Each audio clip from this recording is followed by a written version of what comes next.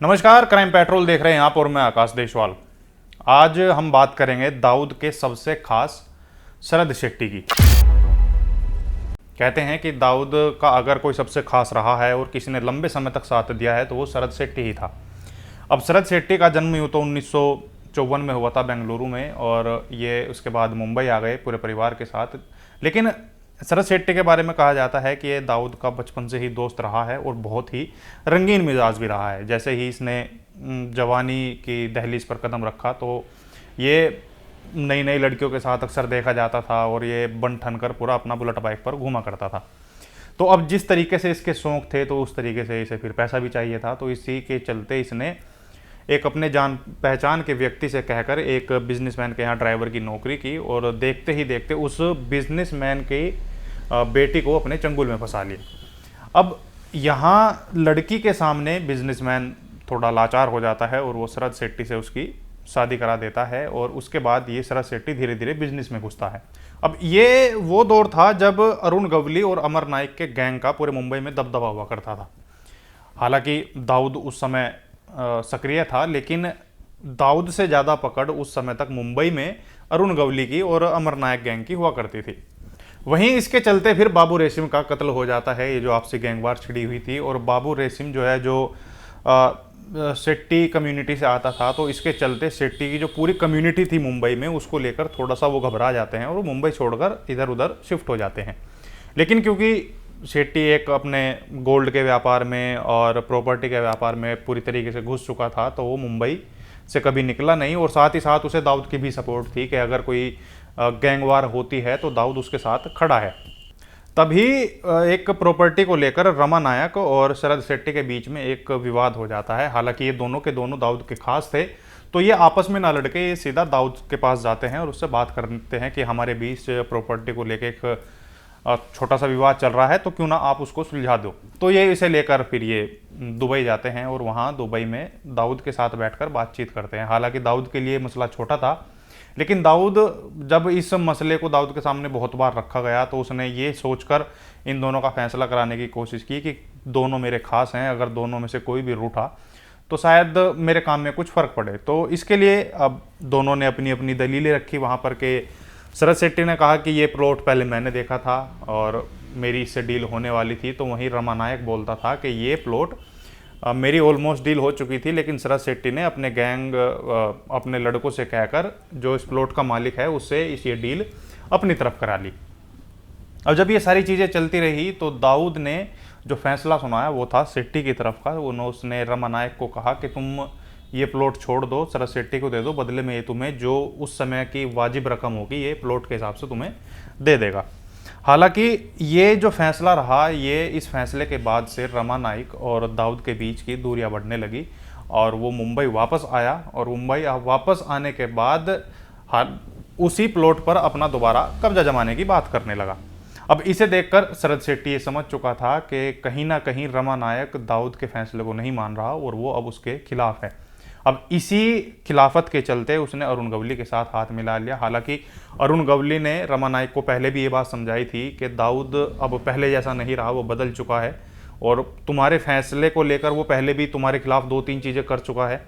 तो अब इसी के चलते हालांकि शुरुआत में तो रमा नायक को इस चीज़ का विश्वास नहीं हुआ, लेकिन बाद में वो अरुण गवली के साथ चला जाता है और उस प्लॉट पर अपना कब्जा जमाने की कोशिश करता है। तभी शरद शेट्टी को जब ये बात पता लगती है कि वो प्लॉट पर अपना कब्जा जमाने की कोशिश कर रहा है, उसके मालिक से लगातार संपर्क में है, तो वो दाऊद से बोलता है कि रमा नाइक का कुछ करना होगा क्योंकि ये आपके फैसले को नहीं मान रहा है। तो रमा नाइक को लेकर दाऊद ने एक ऐसा खेल खेला कि जो अलग अलग अखबार थे उनमें अलग अलग कहानियाँ छपी। उसमें सबसे पहली कहानी ये थी कि एक तभी नागवाड़ा पुलिस स्टेशन में एक फ़ोन जाता है जिसमें फ़ोन करने वाला रमा नाइक की लोकेशन बताता है और पुलिस वहाँ जाकर रमा नाइक का एनकाउंटर कर देती है। वहीं एक दूसरे अखबार में ये बताया जाता है कि एक जो दाऊद के गुर्गे हैं उन्होंने रमा नाइक को एक जगह बुलाया, उसको मारा और उसके बाद उसे पुलिस को सौंप दिया और ये कहा कि इसका एनकाउंटर बताकर तुम अपना प्रमोशन ले सकते हो या जो भी तुम जिस तरीके से तुम अपनी प्रक्रिया करना चाहो तुम मीडिया के सामने बता सकते हो। और ये जो सारी घटनाक्रम था ये था जुलाई 1987 का। अब इसके बाद क्योंकि ये दाऊद पर सीधा सीधा शक इसलिए गया क्योंकि जब ये एनकाउंटर किया गया, जब रमा नाइक को मारा गया, तो इसके बाद दुबई में दाऊद के ऑफिस पर एक पार्टी होती है जिसमें छोटा शकील, शरद शेट्टी, ये सभी बड़े बड़े लोग मौजूद होते हैं। और इसमें शरद शेट्टी और दाऊद एक दूसरे से गले मिलते हैं और इशारों इशारों में काफ़ी कुछ बातें भी करते हैं। अब इस पार्टी के बाद शरद शेट्टी का दुबई में आना जाना लगा रहा, लेकिन 1988 में इसने छोटा राजन के साथ मिलकर एक अरुण गवली के शार्प शूटर अशोक जोशी की हत्या कर दी। अब इसके बाद से ज़्यादातर ये दुबई ही रहने लगा, क्योंकि इसकी शरद शेट्टी की धरपकड़ अरुण गवली के गैंग ने तेज कर दी थी, वो इसको मारना चाहते थे हर हाल में, तो ये दुबई में ही शरण ले लेता है। और वो समय भी फिर जल्दी आ गया जब छोटा शकील भी दुबई आ जाता है।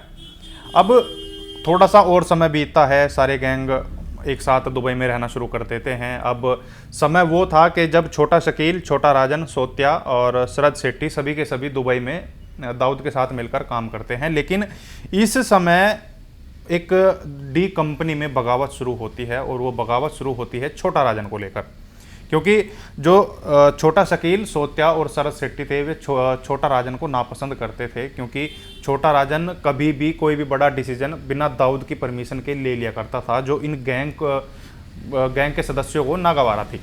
अब इसी दिन एक बार मौका पाकर शरद शेट्टी ने दाऊद से बात की और कहा कि छोटा राजन, हमें लगता है कि छोटा राजन आपके साथ बगावत कर सकता है, क्योंकि उसके जो खास शूटर हैं वे मुंबई में भी हैं, होटल का काम भी चला रहे हैं, अवैध वसूली भी करते हैं, और ज़्यादातर अगर उनसे पूछा जाता है तो वो यही बात बोलते हैं कि वो नाना के लिए काम कर रहे हैं, यानी कि छोटा राजन के लिए काम कर रहे हैं, तो इससे तो आपका नाम खराब हो जाएगा। अब ये बात कहीं ना कहीं दाऊद को हिट करती है, और इसके बाद इनकी छोटा दाऊद की और छोटा राजन की आपस में दूरियां बढ़ना शुरू हो जाती हैं।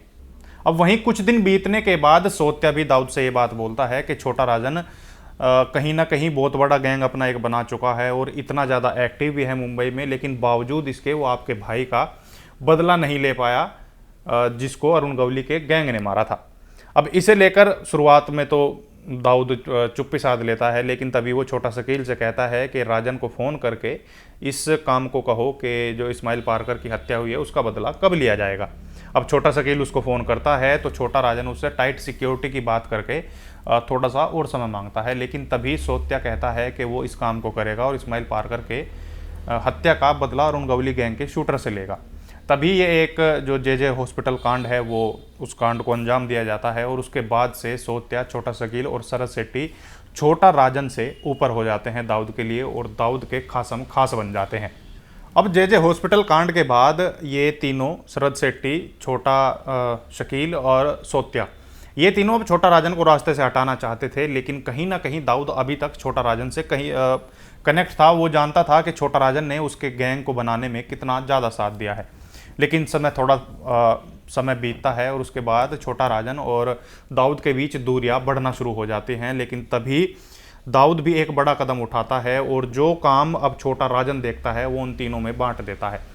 शरद शेट्टी को अब ज़्यादातर बिजनेस के काम दिए जाते हैं, जैसे क्रिकेट पर सट्टे का या होटल्स का या फिर हॉर्स राइडिंग पर पैसा लगाने का, ये सारे काम शरद शेट्टी के अंडर में जाते हैं। छोटा शकील को नया CEO बना दिया जाता है, और वहीं अगर हथियारों की और कॉन्ट्रैक्ट किलिंग की बात आती है तो उसमें वो सारे काम अब सोत्या को दिए जाने लगे। अब धीरे धीरे जब समय बीता तो सन 2000 के आसपास छोटा राजन पर एक जानलेवा हमला होता है। उस हमले में ये बात सामने आती है कि जो शरद शेट्टी है उसने डी कंपनी के शूटरों को छोटा राजन की लोकेशन दी थी, जिसके बदौलत उस पर जानलेवा हमला किया गया था। लेकिन छोटा राजन पर हुए हमले में छोटा राजन बच जाता है, और तभी छोटा राजन इस चीज़ की फिराक में लग जाता है कि उस पर हमला कराया किसने। हालांकि जिसने हमला किया था उसको तो छोटा राजन मरवा देता है, और जब इस चीज़ की तहकीकात वो करता है तो उसे पता लगता है कि उस पर हमला करवाने वाला और कोई नहीं बल्कि दाऊद का खासम खाद शरद शेट्टी है। तो वो शरद शेट्टी को मारने का प्लान बनाता है, और 2003 में ऐसे 4 शूटरों का बंदोबस्त करता है जिनका कभी पुलिस में कोई रिकॉर्ड नहीं रहा। अब उन 4 शूटरों को वो दुबई बुलाता है, जिनमें से सबसे अहम होता है विमल और एक अमर बहादुर। अब इनको लेकर सबसे पहले तो वे शरद शेट्टी की रेकी करते हैं, और ये नए शूटर इसलिए लिए गए थे ताकि डी कंपनी को ये इस चीज़ का शक ना हो कि कोई क्रिमिनल है या कोई पुराना अपराधी है जो शरद शेट्टी की रेकी कर रहा है, इसलिए ये नए चेहरे सामने लाए गए थे। तो जब ये सारे शूटर शरद शेट्टी की रैकी करते हैं तो इन्हें एक समय पता लगता है 20 जनवरी 2003, जब ये सुबह अपने घर से निकलकर इंडियन स्पोर्ट्स क्लब में जा रहा होता है। तो तभी ये जैसे ही गाड़ी में बैठने वाला था तो तभी ये चारों शूटर वहाँ मौके पर आते हैं और शरद शेट्टी पर ताबड़तोड़ गोलियां बरसाते हैं। इस हमले में शरद शेट्टी के सिर में और पीठ में कई गोलियां लगती हैं, जिससे उसकी मौत हो जाती है। अब छोटा राजन का ये दाऊद पर बहुत बड़ा हमला था, क्योंकि शरद शेट्टी एक तो उसका खास था और साथ ही सारे बिजनेस वो संभाला करता था, जिससे दाऊद को सीधा सीधा फर्क पड़ा और उसके बिजनेस को बहुत बड़ा धक्का लगा। तो ये थी शरद शेट्टी की कहानी, जो आम ड्राइवर से दाऊद का खासम खास बन गया। ये कहानी आपको कैसी लगी हमें कमेंट करके ज़रूर बताएं। साथ ही अगर आप हमारे चैनल पर नए हैं और आपको क्राइम की स्टोरी देखना पसंद है तो आप हमारे चैनल को अभी के अभी सब्सक्राइब कर दीजिए। नमस्कार।